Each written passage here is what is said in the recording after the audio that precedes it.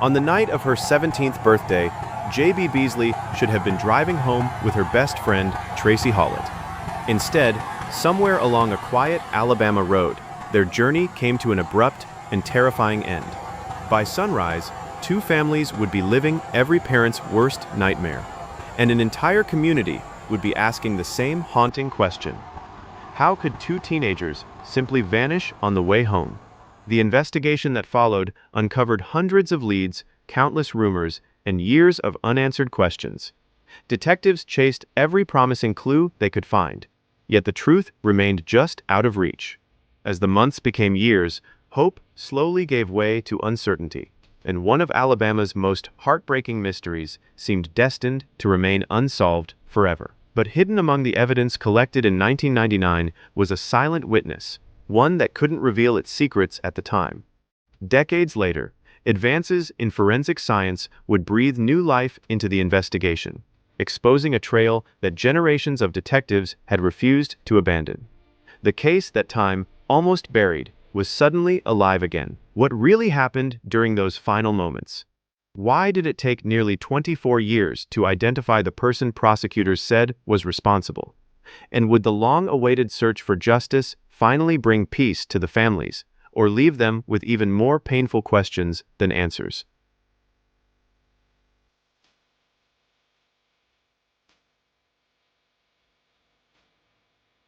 Here, a 17th birthday is supposed to be unforgettable.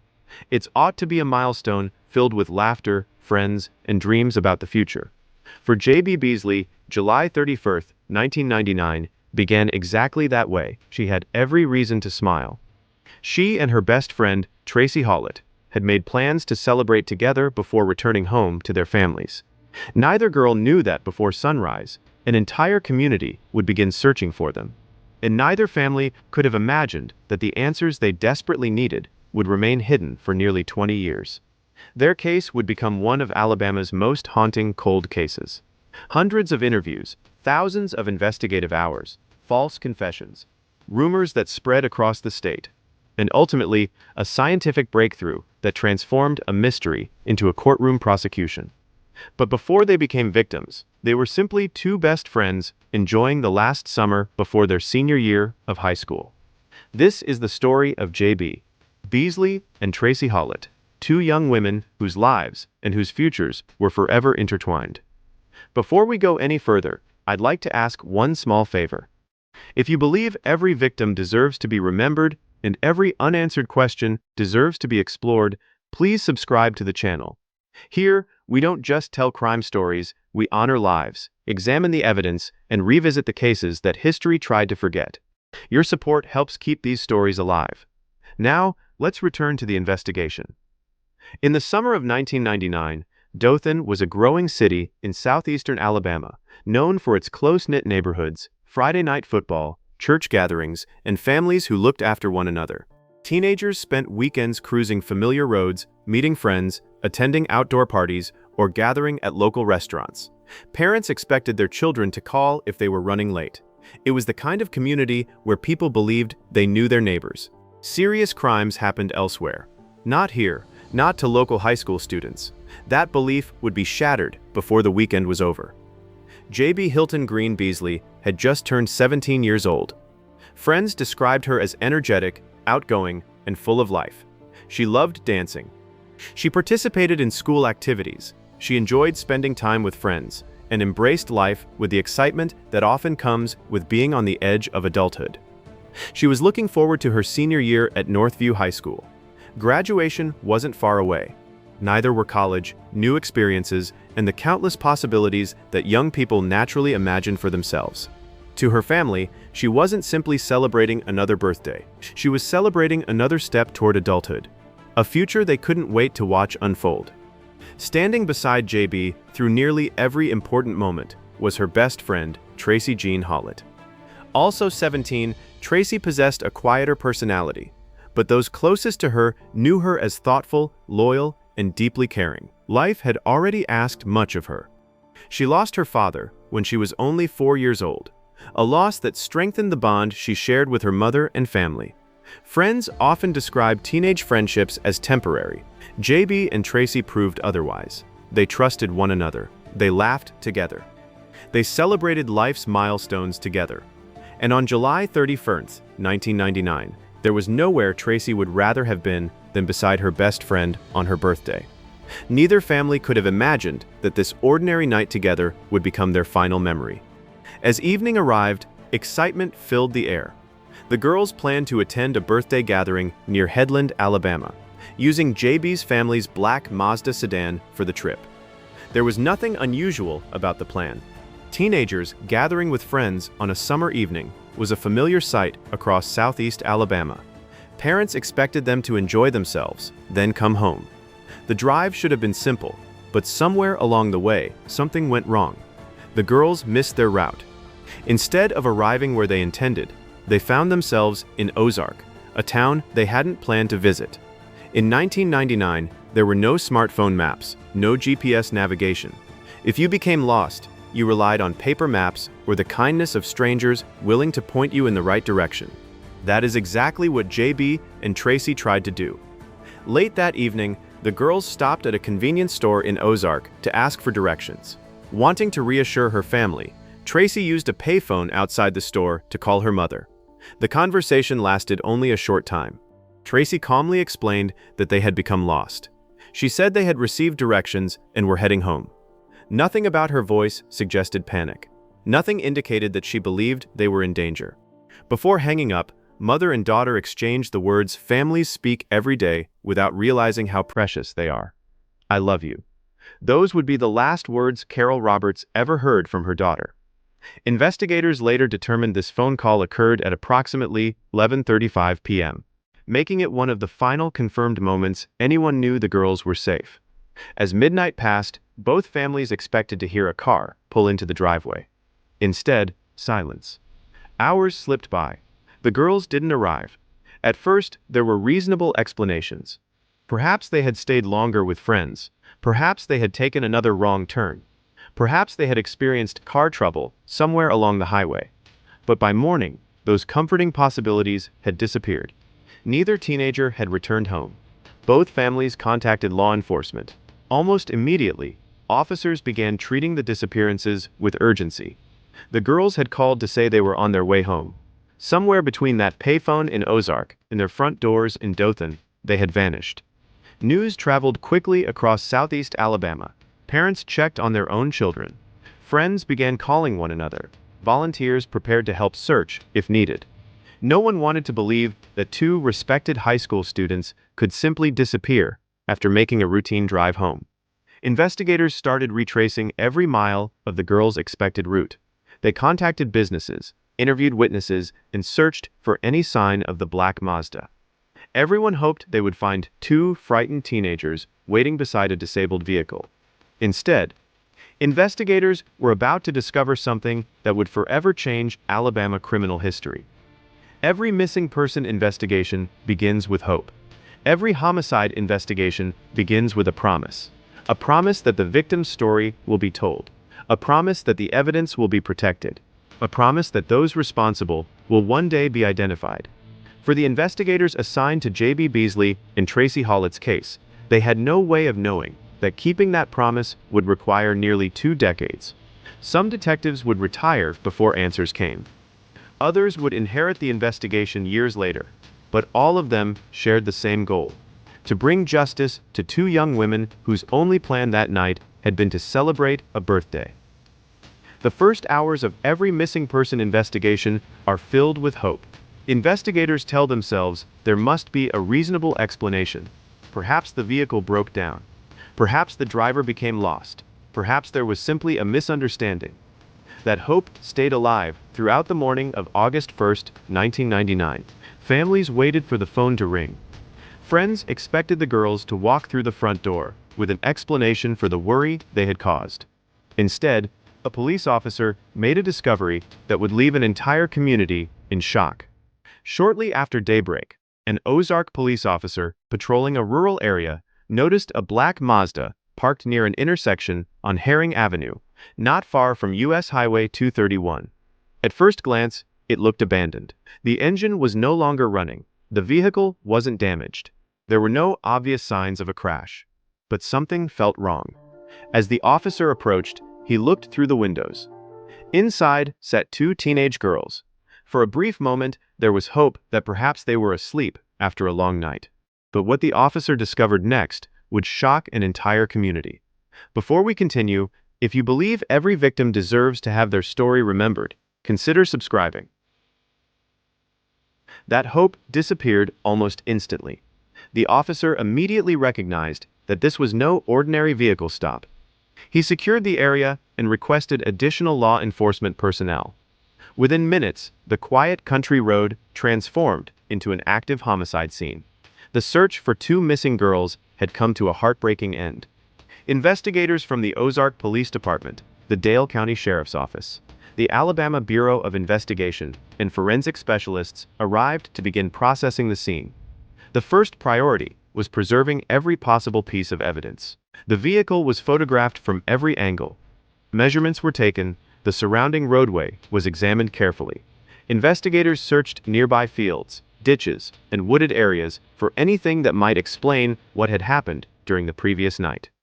Unlike television dramas, real homicide investigations move slowly. Every inch of ground matters. Every item must be documented before it can be collected. Every decision made during those first hours may later determine whether evidence is admissible in court. The detectives understood the importance of getting it right. Once the immediate crime scene had been secured, investigators turned their attention to building a timeline. The girls had attended birthday festivities. They had become lost. They had stopped at a convenience store. They had asked for directions. Tracie had called her mother from a payphone. Those facts were supported by witnesses. But after that phone call, the timeline went silent. Detectives began interviewing employees at nearby businesses, customers who had been inside the convenience store, residents living along roads the girls may have traveled, anyone who might have seen the black Mazda after 11:35 that evening. Each interview added another piece to the puzzle. Yet one crucial question remained unanswered. How had two teenagers who were simply trying to find their way home ended up miles away on an isolated rural road? News of the discovery spread rapidly. Ozark was a community where unfamiliar vehicles were noticed. Strangers often stood out. Detectives believed someone in the area had to know something. Tip lines were established. Local residents were encouraged to come forward with even the smallest observations. The response was overwhelming. People reported suspicious vehicles, unfamiliar faces, late-night activity, conversations that suddenly seemed significant. Some tips appeared promising. Others were based on rumor or misunderstanding. Every one had to be investigated. Experienced detectives know that even inaccurate information can occasionally lead to an important discovery. No possibility was dismissed without careful examination. As days turned into weeks, the investigation expanded dramatically. Detectives interviewed classmates, teachers, coworkers, friends, relatives, and anyone connected to the girls' movements on July 31. Individuals who had attended the birthday celebration were questioned. Motorists traveling through the area were identified whenever possible. People who had visited nearby businesses that evening were located and interviewed. The investigation eventually grew into one of the largest homicide inquiries in Alabama's history. Boxes of reports filled evidence rooms. Thousands of pages of notes documented interviews conducted over the years. Detectives pursued every lead they could verify. But despite the enormous effort, the case refused to yield the answer everyone sought. Cases involving young victims often draw intense public attention. This investigation was no different. Newspapers across Alabama covered every development. Television stations followed the story closely. Community members wanted reassurance that whoever was responsible would soon be identified. The pressure on investigators was immense. Every lead created new expectations. Every rumor generated fresh questions. Law enforcement agencies worked tirelessly, but experienced detectives understand a difficult reality. Public pressure cannot replace evidence. Arrests require facts. Prosecutions require proof. And at that moment, the evidence simply wasn't enough. Over the following months and years, investigators received hundreds of additional tips. Some individuals falsely claimed responsibility. Others accused innocent people. Names circulated throughout the community. Speculation spread far beyond the facts investigators could verify. Each allegation required careful review. Each potential suspect had to be investigated fairly. Again and again, detectives found themselves returning to the same conclusion. There was suspicion, there were theories, but there was not enough admissible evidence to identify the person responsible beyond a reasonable doubt. Slowly, painfully, the investigation entered the stage every detective hopes to avoid. It became a cold case for J.B. and Tracie's family's life, divided into two chapters: before July 31, 1999, and after. Birthdays became reminders. Graduations arrived without them. Holiday celebrations carried an empty silence. As years passed, the families continued speaking with investigators, hoping that every new phone call might finally bring the breakthrough they had waited for. They refused to let the girls' memories fade, and neither did the detectives. Because hidden among the evidence collected in 1999 was something that would eventually change everything. It would take nearly 2 decades and remarkable advances in forensic science before that evidence could finally tell its story. For almost 20 years, the investigation seemed trapped by the limits of technology.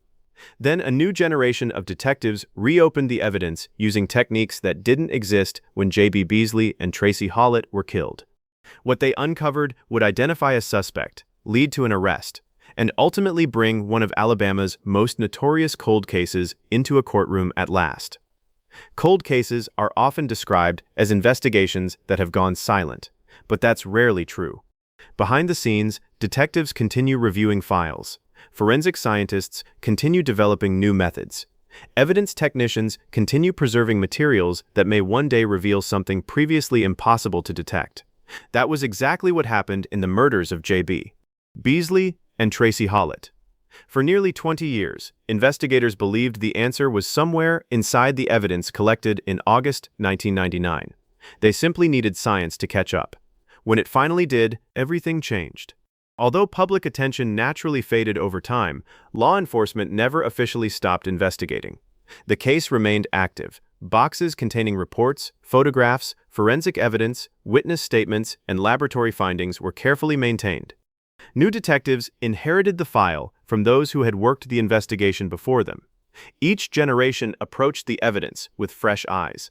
Sometimes they discovered new questions, sometimes they ruled out old theories. But one commitment remained constant: J.B. and Tracie deserved answers. Investigators understood that advances in forensic science had solved other long unsolved cases across the country. If it could happen elsewhere, perhaps it could happen in Alabama too. As DNA technology continued to improve, investigators began re-examining biological evidence collected from the victim's vehicle and the crime scene.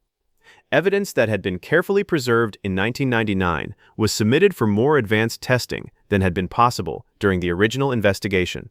Unlike the early years of DNA analysis, newer techniques could generate more detailed profiles from much smaller samples. Every result was reviewed with extraordinary care. Forensic scientists documented their findings, repeated necessary testing, and ensured that the evidence met the rigorous standards required for criminal prosecution. This wasn't about finding a suspect first and making the evidence fit. It was about allowing the evidence to lead investigators wherever the facts pointed. As investigators analyzed the updated forensic results, attention turned toward a man named Coley McCraney. McCraney lived in the area at the time of the murders and had not been publicly identified as a suspect during the original investigation. According to court testimony, investigators developed new leads through advances in DNA analysis and investigative work that connected him to the evidence preserved from 1999. This represented a turning point unlike anything the investigation had experienced before. For the first time in nearly 2 decades, detectives believed they had evidence that could be presented in court. But identifying a suspect is only one step. The next challenge was building a case that could withstand the scrutiny of a jury. Prosecutors and investigators worked together to review every aspect of the case. Old witness statements were compared with modern forensic findings. The original crime scene documentation was examined once again. Investigative timelines were reconstructed in meticulous detail. Every report written in 1999 had to be evaluated in light of the new evidence. The goal was not simply to prove that McCraney had lived nearby. The goal was to demonstrate, through admissible evidence, that he was responsible for the murders. That required patience. Every piece of evidence had to support the others.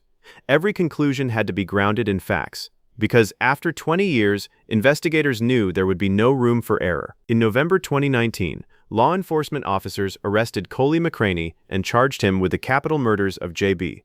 Beasley and Tracie Hawlett. The announcement made headlines across Alabama. For many people, it was almost unbelievable.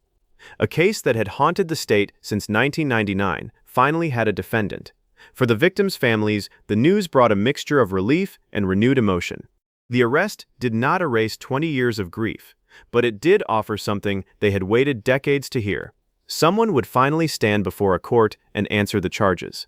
Investigators praised the persistence of everyone who had worked the case, from the detectives who first responded in 1999 to the forensic experts whose work helped bring the investigation to this point. It was a reminder that solving a cold case is rarely the achievement of one individual. It is the result of years of collective effort.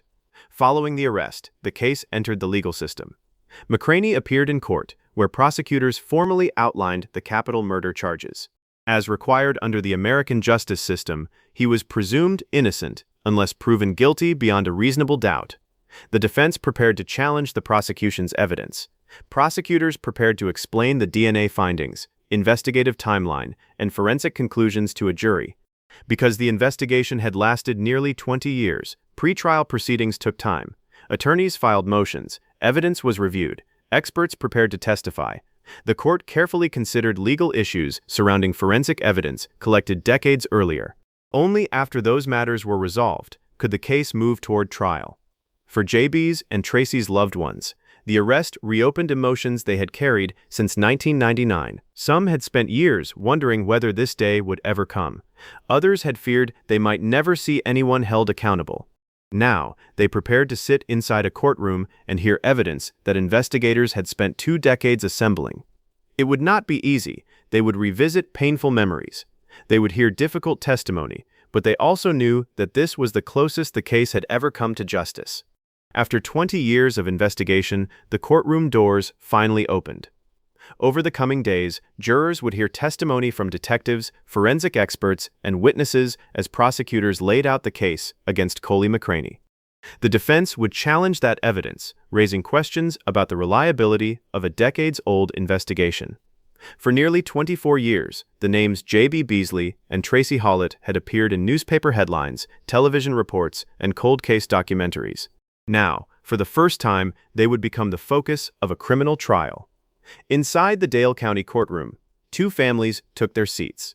Some carried photographs. Others carried notebooks filled with years of memories. Across the room sat the man prosecutors accused of ending the lives of 2 teenage best friends in the early hours of August 1, 1999.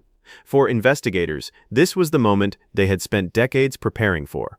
Every interview, every laboratory report, every preserved piece of evidence.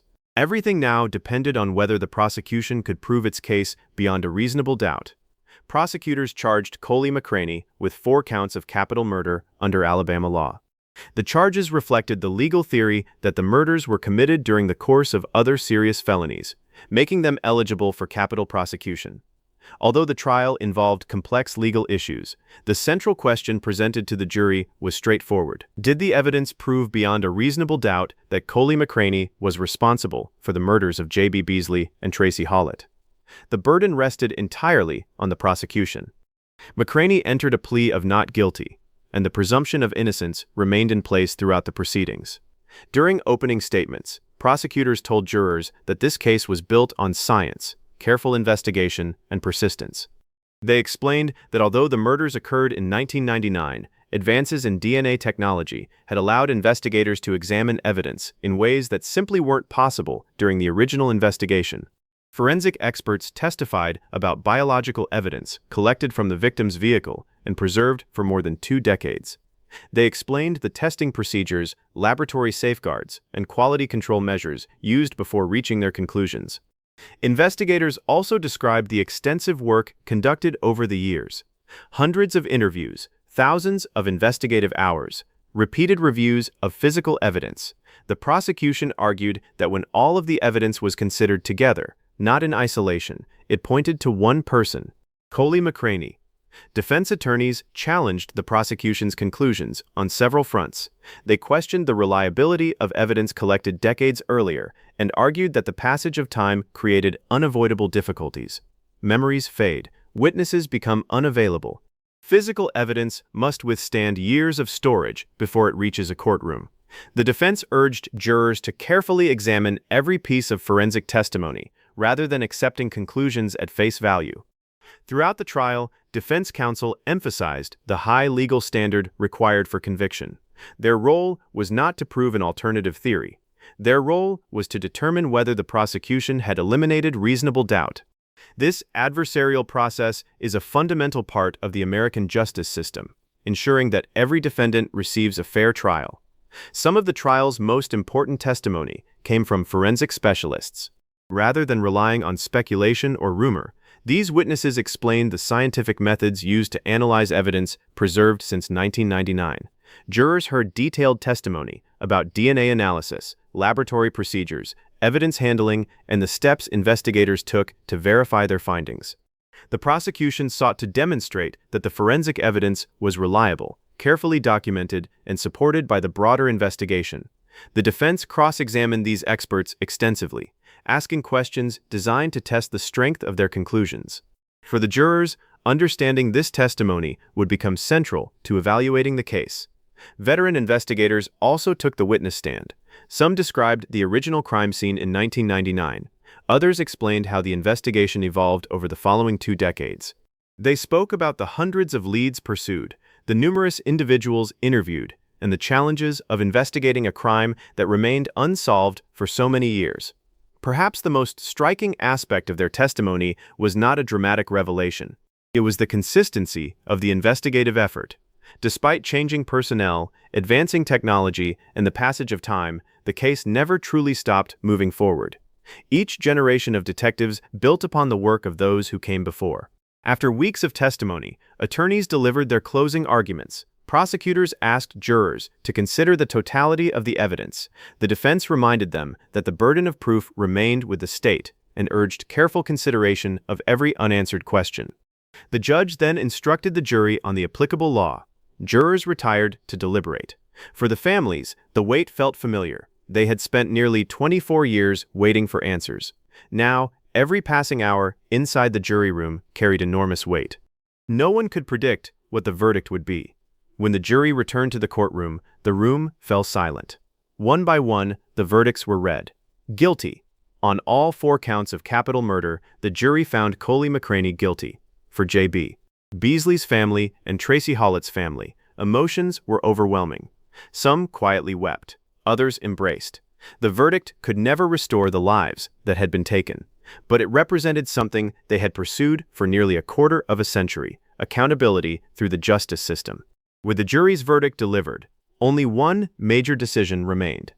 The court would determine McCraney's sentence, while the families of J.B. and Tracie prepared to address the court about the lasting impact of their loss. For nearly a quarter of a century, 2 empty seats at family gatherings had served as constant reminders of what had been taken away. My every birthday, every graduation, every holiday, every milestone that J.B. Beasley and Tracie Hawlett should have experienced became another reminder that time had continued moving forward without them. Now, after decades of uncertainty, the criminal trial had ended. The jury had spoken, but one final chapter remained. The court still had to determine the sentence. And before that happened, the families would finally have an opportunity to speak, not as witnesses, but as the people whose lives had been forever changed. Following the jury's guilty verdict, the case moved into the sentencing phase. Under Alabama law, capital murder convictions can involve either the death penalty or life imprisonment without the possibility of parole, depending on the circumstances and the prosecution's decisions. In this case, prosecutors did not seek the death penalty. Instead, they asked the court to impose life imprisonment without the possibility of parole. For the families, the objective had never been public spectacle. It had been accountability. After 24 years, they wanted the legal system to formally recognize the gravity of what had happened to J.B. and Tracie. One of the most emotional moments came when family members addressed the court through victim impact statements. These statements are not intended to determine guilt. Instead, they allow those most affected by a crime to explain how the loss has shaped their lives. Relatives spoke about two young women who never had the opportunity to graduate from college, begin careers, marry, or raise families. They described birthdays that became painful reminders, photographs that never aged, bedrooms that once echoed with laughter but gradually became quiet memorials to lives interrupted. For many in the courtroom, these statements transformed the case from a legal proceeding back into what it had always been at its heart, the story of two daughters who never came home. Among those present were investigators who had devoted years, some even decades, to the case. Many reflected on the extraordinary journey that had brought them to this point. The original detectives had worked with the forensic tools available in 1999. The next generation preserved the investigation. Later investigators embraced new DNA technology and re-examined evidence that had remained untouched for years. No single detective solved this case alone. It was the combined work of patrol officers, crime scene specialists, laboratory scientists, prosecutors, and cold case investigators across nearly 25 years. The sentencing hearing marked the culmination of their shared commitment. After considering the jury's verdict and the applicable law, the judge imposed the sentence requested by the state.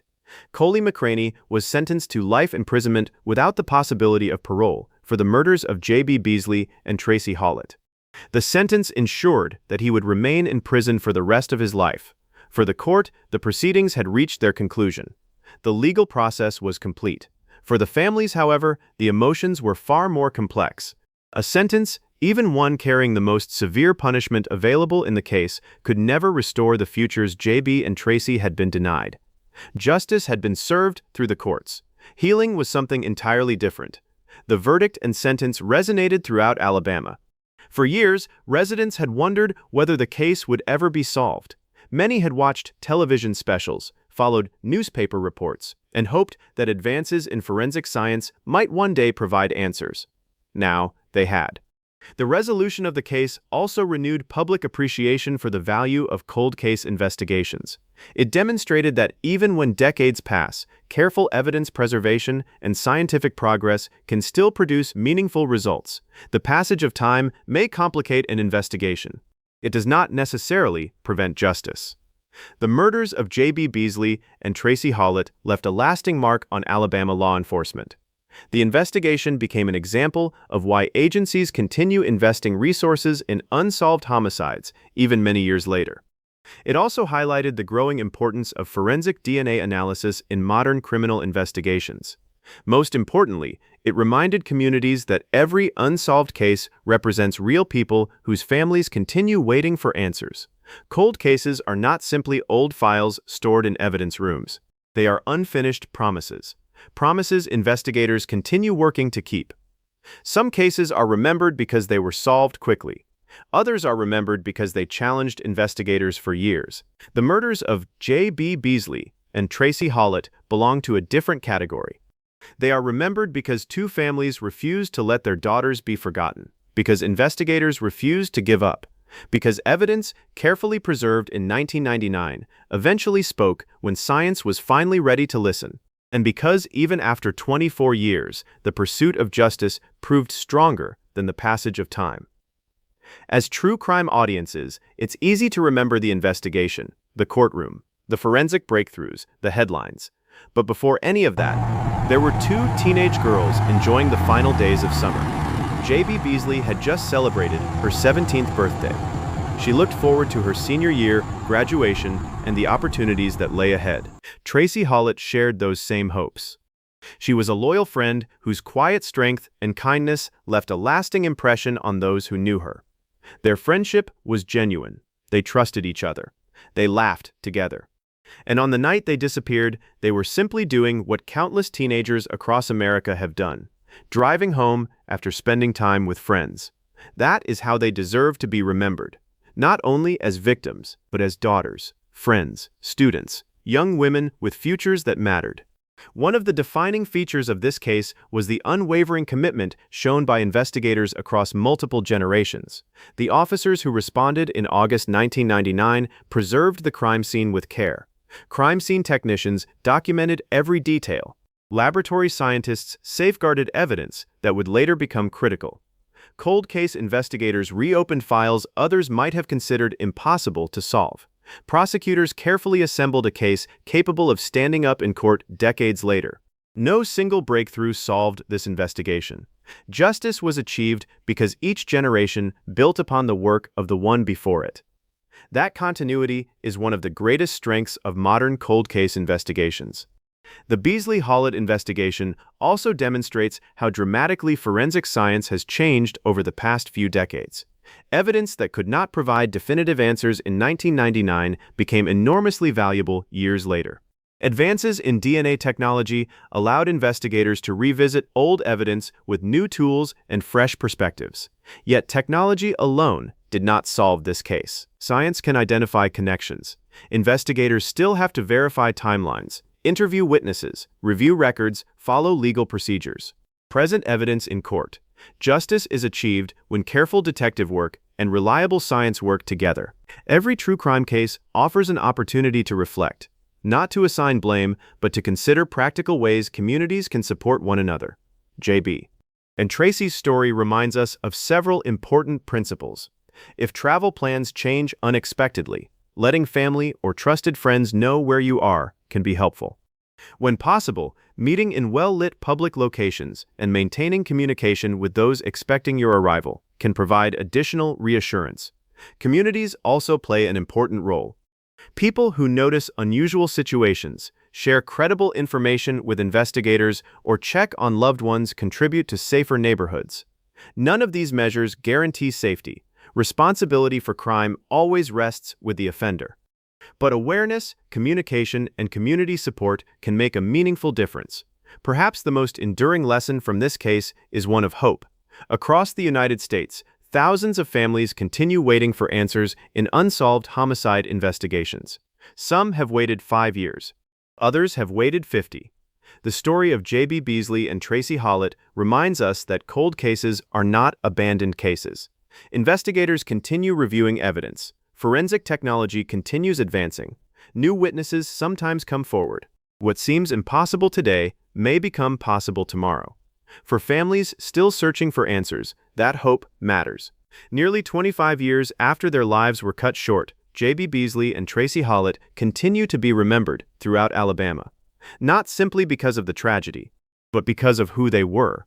Two teenagers whose friendship represented the best parts of growing up in a close-knit community. Two families whose resilience inspired investigators to keep searching. And two young women whose case helped demonstrate the extraordinary value of preserving evidence and never giving up on the pursuit of justice. Their names are no longer attached only to an unsolved mystery. They are now part of a story that reflects perseverance, scientific progress, and the enduring commitment to honor victims with dignity. When investigators first arrived at that rural road outside Ozark on August 1, 1999, they made a promise. A promise that J.B. Beasley and Tracie Hawlett would not be forgotten. For nearly 24 years, that promise remained unfulfilled. Not because detectives stopped trying, but because the truth sometimes waits for science to catch up. Eventually, it did. This case reminds us that justice is not always swift. Sometimes it arrives years later, carried forward by people who refuse to close a file simply because time has passed. It arrives through patience, through evidence, through integrity, and through the determination of investigators and families who never stop believing that every victim deserves answers. As we conclude this documentary, we remember J.B. Beasley and Tracie Hawlett not for the fear their story inspired, but for the lives they lived, the friendship they shared, and the legacy they leave behind. Every case leaves behind questions, and sometimes more than one possible explanation. Now I'd like to hear from you. What do you think really happened? Do you agree with the investigators' conclusions, or is there something that doesn't quite add up? Share your thoughts in the comments below.